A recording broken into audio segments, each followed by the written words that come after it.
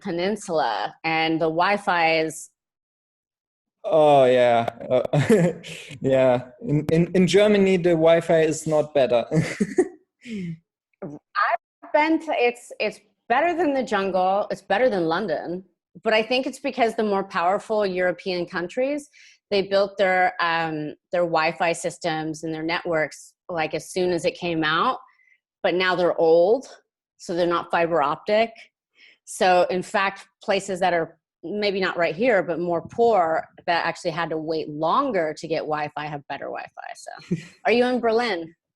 No, I am in Leipzig. Yeah, I am studying in Berlin, filmmaking. Yeah. Oh, amazing.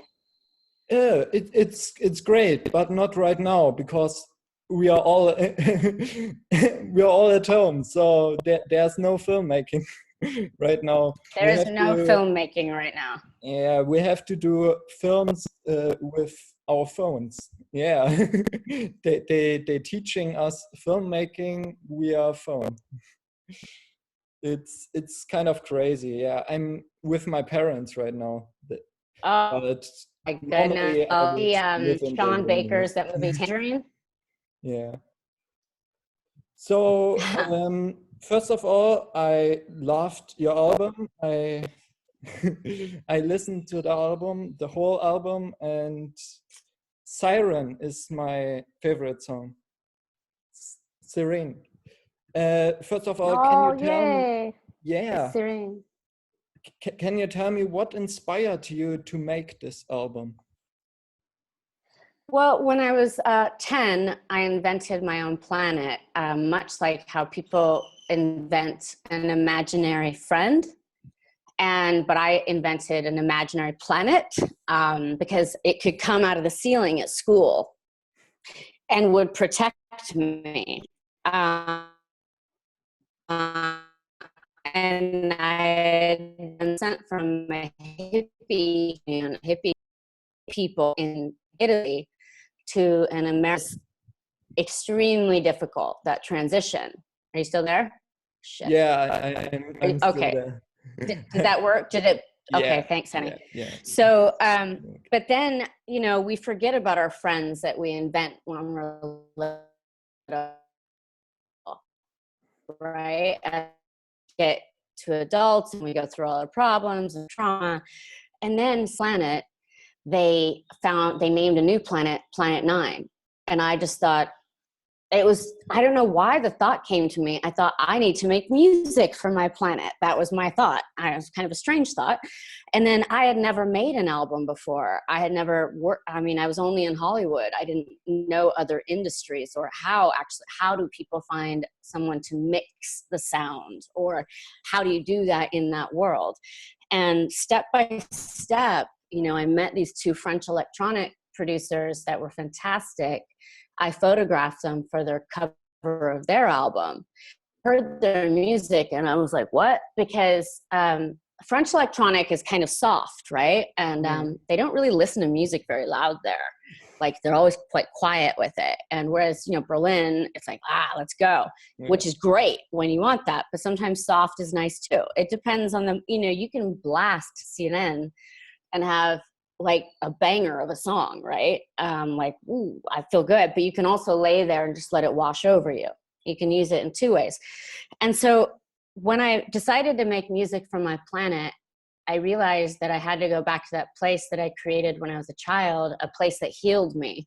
And I knew that if it worked on me, healing and making me feel better, that it would work on other people. And in the last 2 years, I wasn't able to release it because I was fighting some bad men in the press all the time. And it wasn't like, oh, by the way, I have an album. And it wasn't the time. So 12 days ago, I was sitting here in the jungle and I just thought, we can't travel outside right now, but we can travel inside. And that's what Planet Nine does. That's a good explanation. Can you tell me, you're also an actress. I know you from the series Charmed as Paige. Paige was my favorite character. Me too. Yeah. I really loved Paige. Can you tell me a few anecdotes from Charmed?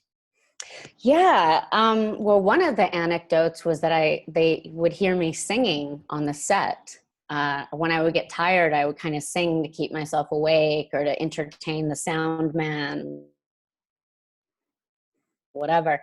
And so they wrote an episode where I got to sing, where Paige got to sing. And that was really fun. I sang a song from the 1930s.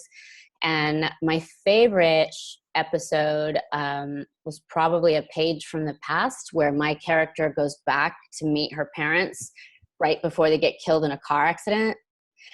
And very emotional, and like it was just a beautifully done episode. And it was just, we made so many people happy. And I feel like I raised you in a way. Like we collectively influenced and were like good people to watch, and everyone wants superpowers. I had the best powers, let's be real.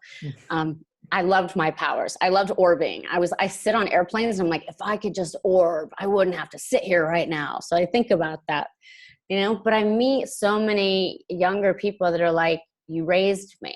And I kind of feel like I did, and it's a pretty cool feeling. Yeah, definitely. Definitely. You also did a short film, I know, Dawn. I saw this, Dawn. Yeah, Oh, and good. Yes. yeah, and I heard you want to direct a new movie. Can you talk a little bit about filmmaking, about your experience as a filmmaker? Well, one of the great things about being an actor was, and I was discovered, so I never was trying to be an actor. But growing up, we were only allowed to watch classic films, European films, movies from before 1961 in America. That was the cutoff point. So I'd had a deep knowledge of film and loved all of the filmmaking. And it took me a long time to realize that being in front of the camera, I actually don't really like very much. I prefer using my brain, and like, you have to do so many different things all at once when you're directing, as you know, multitasking. And for me, I estimated I worked on movie sets and TV sets for 57,000 hours. I calculated. And so when I directed Dawn, people were like, oh, she's a first time filmmaker, as if I had just walked in off the street and was like, yeah, camera. But it wasn't. It was very considered. And and I know my filmmaking is accomplished. And I got asked a lot, what did you learn from the men you worked with? And I would say, with a couple of exceptions, what not to do. Because I would learn on there. And I wasn't working as an actress, I would work with the department. I would work with the set designers. I would work with wardrobe. I would work with any group that would let me volunteer to work with them, so I could learn the camera department, so I could learn everything I could. So when it came time to make my own projects, that I would just be very educated, and it wouldn't be, I just wasn't interested in only being an actor, because it takes empathy, it takes discipline, and it takes emotion, but it didn't take my mind. And I have a very active mind that likes to solve problems. And on a set, you have a lot of problems all the time, just little or big, and you have to solve it, and you have to do it fast and still make art, right? It's all together. In casting, like the characters, the actors I cast in Dawn, to me, are incredible. And, I learned a lot about casting, even because it was the first time I was on the other side. And I noticed it was with film acting, it's extremely different than theater acting. And I would watch somebody when I auditioned them in the room, and I was like, oh, that's the girl who's going to play Dawn.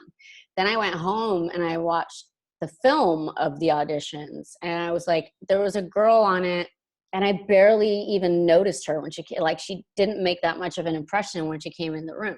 And then on camera, watching these tiny movements, and I was like, that's Dawn, not the, it was like, it taught me a lot, and also just, I expected to be very nervous the first day on set. It was like, I felt like I finally was wearing pants that fit me right. And I was like, and it was just fun and great. And I know how to treat a crew. That's very important, and I learned how not to do that from the men I worked with, who could often be very abusive to crew members. And I don't think it's okay to belittle anybody or make them feel small if you want great work. Raise everybody up and then hire very talented people. But also, there's a problem, I think, with a lot of filmmakers, a lot of male filmmakers, because predominantly who it is, where they're like, I'm really good at casting and I'm really good at directing actors and I'm really good at this. The other departments, I've hired really great people. They'll take care of it, which is true, but it still has to be all of your ideas. If you want to have a cohesive, all-in-one piece where this is your name on something, you're the director, your fingers have to be in every department. And you have to really care about everything equally, because everything is important. Sound design is incredibly important. I redid the sound 3 times on Dawn to make it, if you watch it again after talk to me, like every time the boy comes around, I have bird sounds or horns or something. It's almost like a subliminal warning.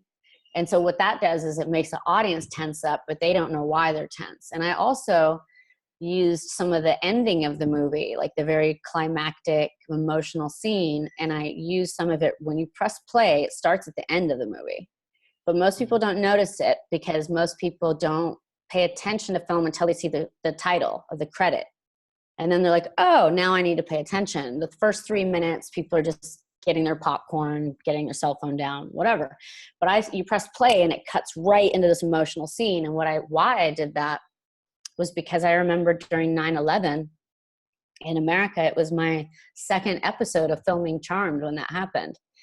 And I remember watching TV and seeing the second plane come in, and my body fell to the ground. But my brain was like, why am I on the ground? My brain hadn't figured out what my body had figured out. So I was sitting in the edit room for Dawn, and I kind of thought, oh, I have such a short time, because it's 20 minutes long, to give people this sense of stress, so it doesn't feel like a trick at the end, So I stuck emotion and right in the beginning, so it would hit people's bodies, but not their brain. But it would give them this sense of stress through the whole movie. And people are like, I don't know why, but I knew he was going to kill her. I'm like, of course you did. I showed you it in the beginning. You just didn't notice it. So it's just audience psychology. And I'm lucky because, when you're an actor, people stare at you on the screen, but I stare back. I'm like, oh, what's going, like, audience psychology is also really important to filmmaking.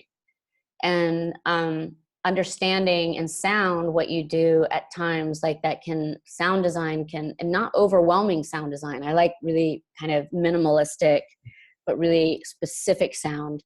And I did the set design myself. All the furniture, the whole house, it was filled with trash when I rented the house to film there, and made it. And I wanted to say something about class differences. The boy in the movie works at a petrol station, a gas station, and he's poor. And when he goes to Dawn's house, it's kind of fancy. So he's sitting very stiffly, on her couch, like he doesn't want to get anything dirty. And I could say something in that way about their class difference without ever having to talk about it. And that's the power of set design. There's power, like every part of what you put on screen is telling your story. It's not just there to look pretty. It's like it has to move the story forward and deepen the characters, give them depth. So that's kind of what I recommend doing. And it's super fun. And I hope I get to do it again. I don't know, because Hollywood is pretty scared of me. But I met this great director named Mike Lee last summer in the Ukraine. And he's a British director, and he's won a lot of Oscars for his British movies. And he said, remember, Rose, it's world cinema. It's not Hollywood cinema.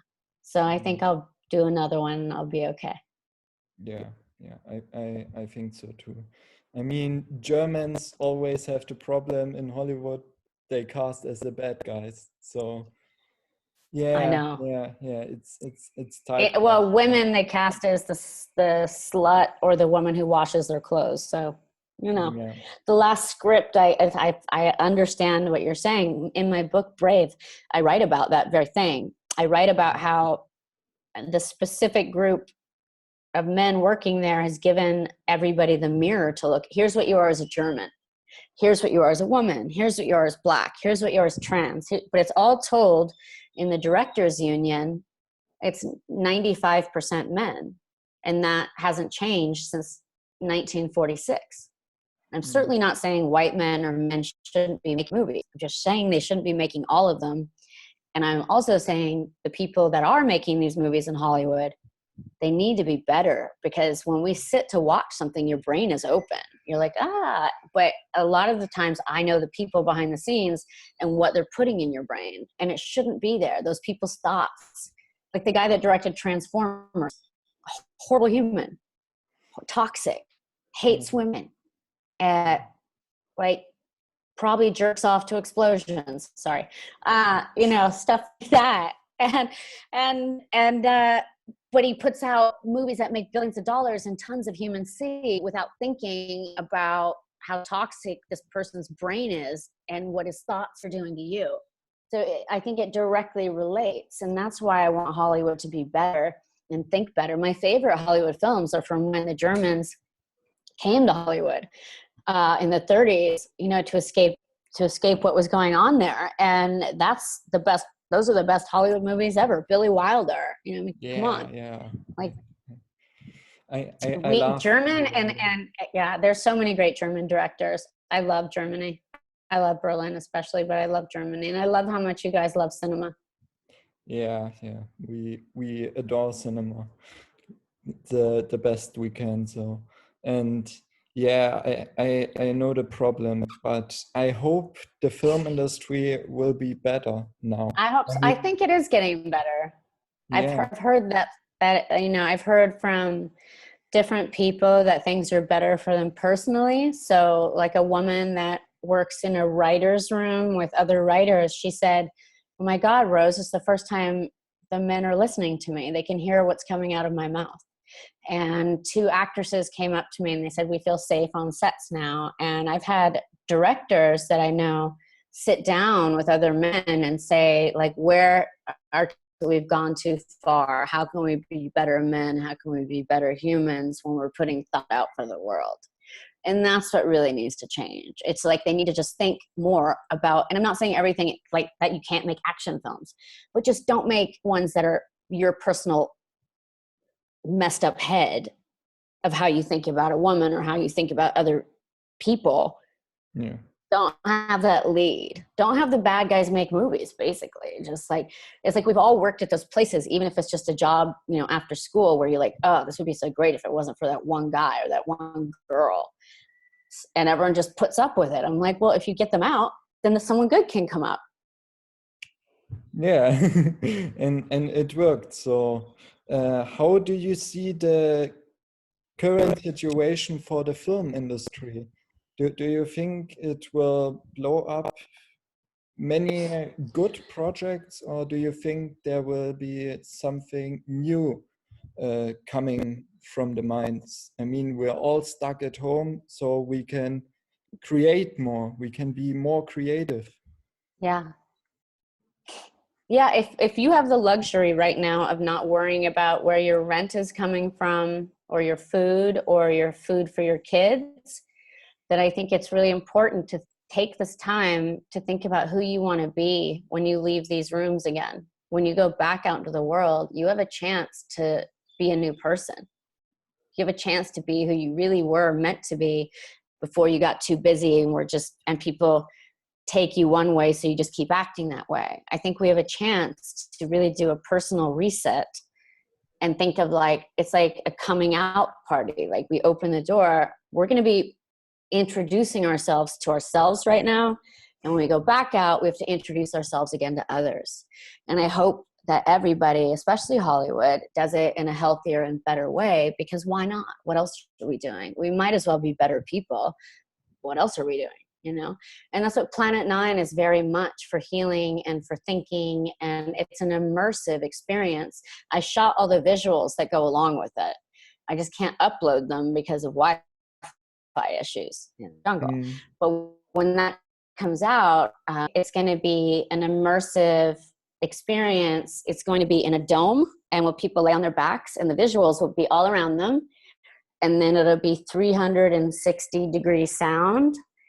And I'm not performing. It's just going to be their experience. But it's like me guiding them on a journey. And they're coming along, but they're having their own free experience. And I want to bring art and film out of museums and galleries, which are very scary to a lot of people, especially Americans who are scared of it because they're just not raised with culture. They're just not. And it's kept from them. And it's seen as only kind of for wealthy people. And that's terrible because, as you know, art heals, right? It does. Yeah. It works. And it makes you think, and it makes you study, and it makes you feel differently. And if that's kept from a society, then that's a pretty sad society, which is why I don't live in America. But, you know, also all the visuals that I shot, I shot it digitally, but I used a 1950s prime lens on my camera. And for one of my pieces, I shot for the song Lonely House, the Are You Lonely on Your Planet? Are you lonely on the fringe? I put a camera, took it to the top of my car and drove through a tunnel at like 140 kilometers an hour where they shot Blade Runner. It was the Blade Runner tunnel. And then I bathed it in purple lights. So, and then I put it in slow motion. So the Lonely House video is a very slow journey out of this purple tunnel that eventually you get out of. And you're like free. And that's kind of how I want people to feel about Planet Nine and how I want them to feel about themselves in general. And I know Planet Nine, it works on all ages. I tested it. I've been in the last 2 years testing it on different groups of people. Mm-hmm. And I tested it in Italy last summer on 85-year-olds, like literally 10 85-year-olds. I was like, let's see what happens to them. Cool. But like they were laying, you know, under the stars in chair, you know, laying down. And when it was over, they were all like, they had a magical experience. And I tested it on my friend in Ireland. He has 3 10-year-olds, triplets. And after they laid down in front of the fireplace, it was in the winter, we put it on, they shut their eyes, and they stayed the whole time. And afterwards, they sat up, and he asked them how it made them feel. And this is the best review I could ever get. One 10-year-old said, it made me feel home. And one said, it made me feel safe. And the other one said, it made me feel free. And that's what I want with my work. For me, was it like a journey? I mean, normally I listen to music when I close my eyes and I just concentrate on the music. And in this phase, there goes so many images through my head. So, and that was with Planet Nine. It was a whole journey, a lovely journey. So. Well, thank you so much. I'm so glad you went on the journey, and I made it, you know, I write kind of like my book, and people always said, God, it's like a movie. I could see all the scenes. And I hope I applied that to Planet Nine as well, so people could see their own thing. One of the things I'm working on is building a platform where you or anybody who listens to Planet Nine, inspired by the visuals, makes their own visuals for it. I have my visuals for it, but these are not the only visuals. I want to know what's in your mind and what's in your eyes, and how you can work for no money I made the album cost me money to make. Yes, it did. And I won't make that back because you don't make money in music, but the visuals cost me almost nothing because I know practical tricks, and I don't like CGI except for like 2001: A Space Odyssey, things like that. Yeah. I'm still like, how the fuck did you do that? Yeah. Like, how did you do that? How did you do that? You know, it's like amazing. And you see like old Hollywood movies, and you're like, they had to figure that out without having any clue how to do this stuff. Yeah. And now it's like, now it's like, I'll do it in post. I'll do it in post-production. And you're like, no, that's cheating. That's cheating. But people can make these visuals. I used karaoke lighting for the visuals. That's how I made the tunnel purple. I rigged a lot of karaoke lights along the way because I wanted to do everything myself instead of having a crew. Whereas Dawn certainly was a crew, it was a big production, but for Planet Nine, it really needed to be me. And I really want to inspire people out there, even if they've never made visuals for music before, to hear something and be so inspired that they want to make their own art in their own Planet Nine. So that's what I hope with doing this interview, you will help me tell people. And 20% of the profit, if you go to rosemcgowan.com and buy the album on there, 20% goes to women that are affected by domestic violence and their children right now. And I made $1,000 last week. Woo! Off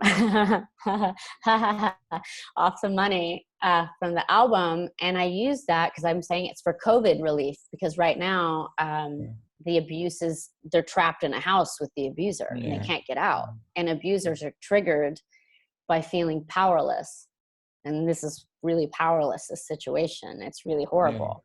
So I thought, how can I help? And just with that $1,000, I'm housing 4 women with $1,000. So it would be great. Send it to your friend to help spread the word. I'd be really appreciative.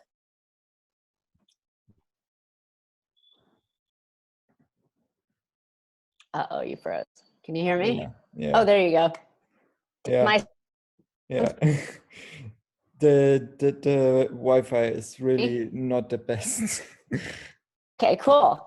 I would say, but I totally understand. No, it's really not. Yeah. So thank you so much. Hi, you're back. Yeah. Oh, yeah. The Wi-Fi is not so good. I want to say thank you so much for that conversation. I'm really grateful that I can finally meet you, and I will tell people how much I love Planet Nine, and I hope also that they love Planet Nine too. And I really hope the women get the help they need, because we all know, all the reviewers, all the filmmakers know what is wrong in Hollywood and what have to change. And we can all be better. Yeah. And I'm looking forward to your movies that you're going to make, and the messages you're going to put out there, and the beauty you're going to create for the world. And I'm excited. I'm excited for you. I'm excited for you, a good person, to make great film. Yeah. I'm proud.